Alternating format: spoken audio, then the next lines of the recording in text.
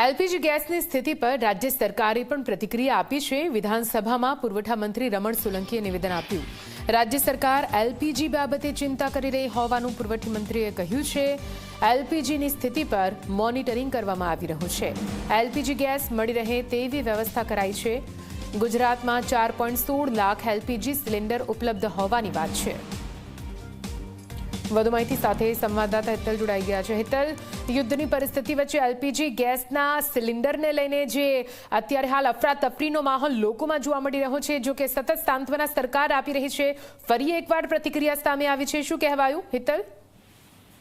નિધિ, ચોક્કસ એવું કહી શકાય કે જે પ્રકારે અત્યારે એલપીજી સિલિન્ડરને લઈને અને પેટ્રોલિયમની જે સ્થિતિ છે એ સ્થિતિમાં જે પ્રકારે સમગ્ર રાજ્યમાં અફરાતફરી ફેલાઈ છે તેના કારણે રાજ્ય સરકારે પણ આ સમગ્ર મામલા ઉપર વિધાનસભા ગૃહમાં પુરવઠા મંત્રી રમણ સોલંકીએ નિવેદન આપ્યું હતું અને ક્યાંક ને ક્યાંક ગૃહના માધ્યમ થકી તેમને ગુજરાતની જનતાને આશ્વાસન આપવાનો પ્રયત્ન કર્યો હતો કે આપણી પાસે હાલના તબક્કે એલપીજી સિલિન્ડરના પૂરતા પ્રમાણમાં જથ્થો ઉપલબ્ધ છે અને ગૃહિણી કે હોસ્પિટલનો ગેસ છે એની પણ પૂરતી વ્યવસ્થા રાજ્ય સરકાર દ્વારા ઉપલબ્ધ હોવાનો દાવો કર્યો છે। સ્વાભાવિક છે કે ગુજરાતમાં અત્યારે 4.16 લાખ એલપીજી સિલિન્ડર ઉપલબ્ધ હોવાનો દાવો પુરવઠા મંત્રી દ્વારા કરવામાં આવ્યો છે। સ્વાભાવિક છે કે એ સંદર્ભે રાજ્ય સરકારે ચિંતા કરી છે। આ અગાઉ પણ ગૃહમાં અર્જુન મોઢવાડિયાએ પણ એક પોઈન્ટ ઓફ ઓર્ડરમાં પોતાની રીતે સ્પષ્ટ જણાવ્યું હતું કે મુખ્યમંત્રી પણ સતત ચિંતિત છે અને મોરબીના સિરામિક ઉદ્યોગને પણ ગેસને કોઈ મુશ્કેલી ન પડે એ પ્રકારની વ્યવસ્થા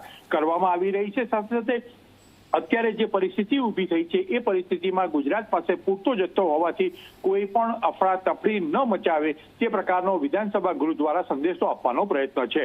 જી નિધિ, બિલકુલ, આભાર પૂરી માહિતી માટે।